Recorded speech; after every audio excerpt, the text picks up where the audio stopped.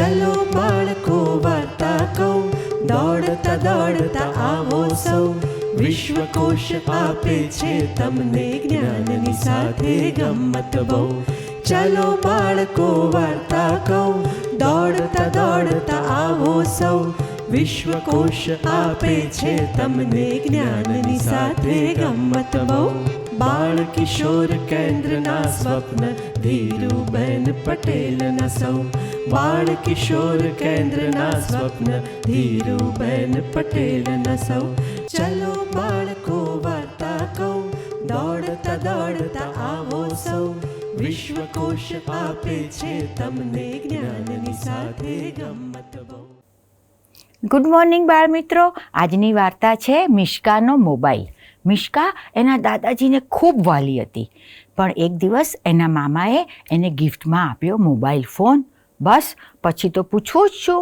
મિશ્કા તો જે પહેલાંની એકદમ હસતી, બધાની સાથે બોલતી અને દાદાજીનું કામ તો દોડી દોડીને કરનારી મિશ્કા હવે લગભગ એનો બધો સમય મોબાઈલ જોવામાં, ફ્રેન્ડ્સની કમેન્ટ્સ વાંચવામાં, ફોટાઓ જોવામાં જ હવે વ્યસ્ત રહેવા લાગી. ધીરે ધીરે કરતાં ઘરના બધા લોકોથી બી એ અળગી થવા જ લાગી હતી. દાદાજી આ બધું જોયા કરતા હતા.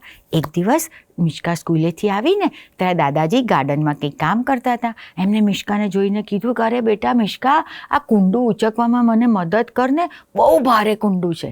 મિશ્કાએ કુંડું ઉચકાવડાયું અને દાદાજીએ ગેલેરીમાં મિશ્કા જે હિંચકા પર બેસીને મોબાઈલ જોયા કરતી હતી ને, બરાબર એની સામેના ટેબલ પર કુંડું મુકાવડાયું. હવે મિશ્કાનું ધ્યાન છોડ ઉપર ગયું. એને તો એમ જ પૂછ્યું, દાદાજી આ શેનો છોડ છે? દાદાજીએ કીધું કે લીંબુનો. અરે આમાં તો કોઈ લીંબુ પણ ઉગ્યું નથી અને પાંદડા બી કેટલા નાના નાના લીલા લીલા છે. તમને કેવી રીતે ખબર કે આ લીંબુનો જ છોડ છે? દાદાજી કહે તું જોજે ને, કાલે આની પર 2-3 પાક્કા પીળા લીંબુ તો ઉગી જ ગયા હશે. મિશ્કા કે હા દાદાજી, તમે મને ઉલ્લુ સમજો છો? મને ખબર છે કે આટલા નાના છોડ ઉપર કંઈ એક જ દિવસમાં કોઈ ફળ કે ફૂલ ઉગી ના શકે. દાદાજી કે અરે પણ મિશ્કા, આમાં તો છે ને મેં મારા ગામની નદીની ચમત્કારિક માટી મંગાવી અને એ માટી નાખી છે અને અદ્યતન ટેકનોલોજીથી આ છોડ વાવ્યો છે ને, તું જોજે ને કાલે આની પર 1-2 લીંબુ તો ઉગી જ ગયા હશે. મિશ્કા તો કે ઠીક છે. આમ ખભા ઉછાળી એનો ખાલી આદત મુજબ છોડનો ફોટો પાડી અને પોતે હિંચકા પર બેસીને મોબાઈલ જોવામાં વ્યસ્ત થઈ ગઈ. દાદાજી 3 થી 4 વાર કુંડાની પાસે આવ્યા, છોડની સાથે કંઈનું કંઈ કરતા હતા, પણ મિશ્કાનું તો એમાં કશું ધ્યાન જ નહોતું. એનો મોબાઈલ જ જોયા કરતી હતી.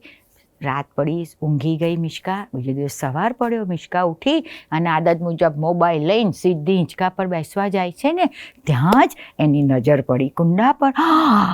મિશ્કા તો એકદમ જોતી જ રહી ગઈ. સાચે જ એ છોડ ઉપર તો 2 પાક્કા પીળા લીંબુ લટકતા હતા. મિશ્કા તો આંખો ચોળવા લાગીને માની જ ના શકે, પણ પછી તરત વાવ કરીને કૂદી અને કે આવું તક તો જવા દેવાતી હશે. ફટાક કરતો એનો ફોટો પાડી લીધો અને સીધો જ ગઈકાલનો લીંબુના છોડ હતો જેમાં લીંબુ નહોતા ઉગ્યા એ છોડ અને આજે લીંબુ ઉગ્યા છે એ છોડ, બંને ફોટાને ક્લબ કરી અને તરત જ એના ફેસબુક, ઇન્સ્ટાગ્રામ, વોટ્સએપ બધા પર અપલોડ પણ કરી દીધો. અને નીચે કેપ્શનમાં લખ્યું, ચમત્કારિક માટીથી એક જ દિવસમાં ઉગેલા લીંબુ. અને પછી પોતાનો મોબાઈલ હાથમાં લઈ અને બધા ફ્રેન્ડ્સની શું કમેન્ટ્સ આવે છે ને એ ધ્યાનથી જોવા માટે બેસી ગઈ. અને થોડીક જ વારમાં બધા ફ્રેન્ડ્સની તો ધડાધડ કમેન્ટ્સ પણ આવવા માંડી. કોઈકે લખ્યું વાહ, કોઈકે લખ્યું ખૂબ સુંદર, કોંગ્રેચ્યુલેશન્સ. એક જણે તો લખ્યું કે અરે પેલી ચમત્કારિક માટી મને પણ થોડી આપજે. પણ પછી મિશ્કાએ જોયું ને તો પછીની બધી કમેન્ટ્સમાં તો બધા એની પર હસતા હતા. હા હા હા હા હા. કોઈકે તો પેલા મોટા સ્માઇલીના 5-6 ઇમોજીસ મૂકી દીધા. કોઈકે લખ્યું કે ધીસ ઇઝ ઇમ્પોસિબલ, તને કોઈક મૂર્ખું બનાવી રહ્યું છે. અને એક જણાએ તો લખી જ કાઢ્યું કે એ મૂર્ખી, તારા ફોનના ફોટાને ઝૂમ કરીને જો, એ લીંબુ તો કોઈકે લીલા ને પીળા રંગના દોરાથી ડાળી પર લટકાવ્યા છે. હા હા હા હા હા. મિશ્કા તો એકદમ રડવા જેવી થઈ ગઈ. તરત એને છોડની પાસે જઈને જોયું તો સાચે લીંબુ તો લટકાવેલા હતા દોરીથી. હવે તો મિશ્કા રડી જ પડી, દોડતી ગઈ દાદાજીની પાસે. દાદાજી, તમે મારા મિત્રોની આગળ મને હસીપાત્ર બનાવી, બધા મને મૂર્ખી કહીને બધા મારી પર હસે છે. હવે હું કેવી રીતે બધાને મોઢું બતાવીશ? દાદાજી કે શું થયું શું?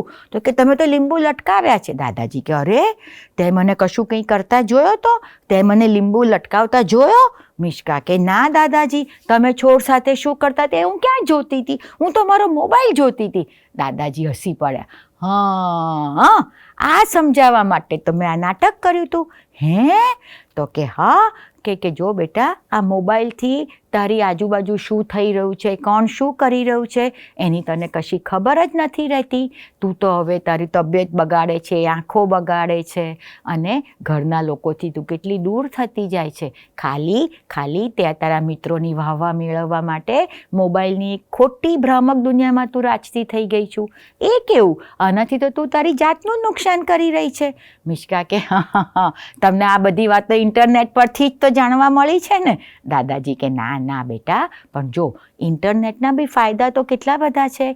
ઇન્ટરનેટથી તું ઐતિહાસિક, ભૌગોલિક, વૈજ્ઞાનિક માહિતીઓ મેળવી અને તારા જ્ઞાનમાં વધારો તો કરી જ શકે. અને હું પોતે મોબાઈલમાં ઇન્ટરનેટ પર દેશ વિદેશના સમાચારો જાણીને સમય સાથે રહું છું. મારા બિઝનેસના માટે પણ હું ઇન્ટરનેટનો ઉપયોગ કરું છું. પણ એ બધું ક્યારે થાય? જ્યારે મોબાઈલનો સમજીને વિવેકપૂર્ણ ઉપયોગ કરીએ તો. મિષ્કાને હવે થોડી વાત ગળે ઉતરતી હતી. પછી એને કીધું કે દાદાજી, તમારી વાત તો સાચી છે. હવેથી હું પણ દિવસમાં 1 જ કલાક મોબાઈલ વાપરીશ, અને એ પણ સમજી કરીને વિવેકપૂર્ણ એનો ઉપયોગ કરીશ, જેનાથી મને ફાયદો થાય. ઘરના બધા લોકોએ મિષ્કાના આ બદલાયેલા વર્તનને હોંશે વધાવી લીધું, અને મિષ્કા લવ યુ દાદાજી કહી અને એમને ભેટી પડી.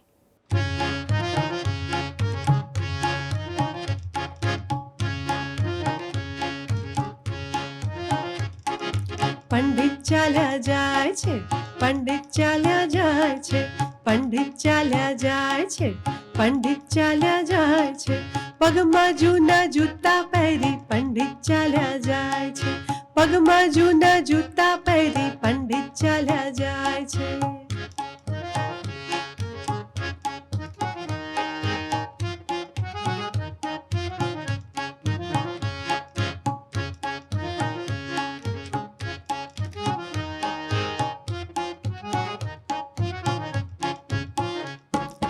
આંબા ઉપર કેરી દેખી પંડિત જોવા જાય છે, આંબા ઉપર કેરી દેખી પંડિત જોવા જાય છે. તડાક કરતા કેરી તૂટી ટાલ પર ફૂટાય છે, તડાક કરતા કેરી ફૂટી ટાલ પર ફૂટાય છે. પંડિત ચાલ્યા જાય છે, પંડિત ચાલ્યા જાય છે, પંડિત ચાલ્યા જાય છે, પંડિત ચાલ્યા જાય છે.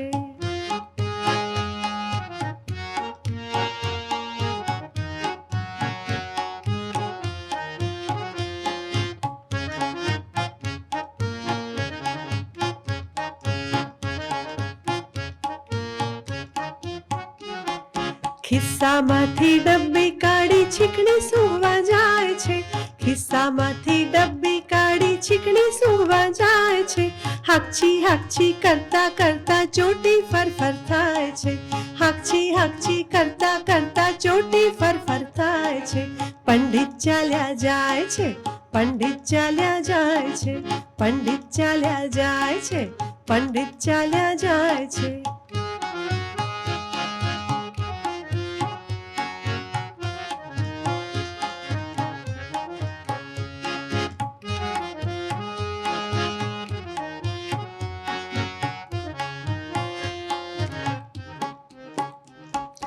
આકાશે એરોપ્લેન દેખી પંડિત જોવા જાય છે, આકાશે એરોપ્લેન દેખી પંડિત જોવા જાય છે.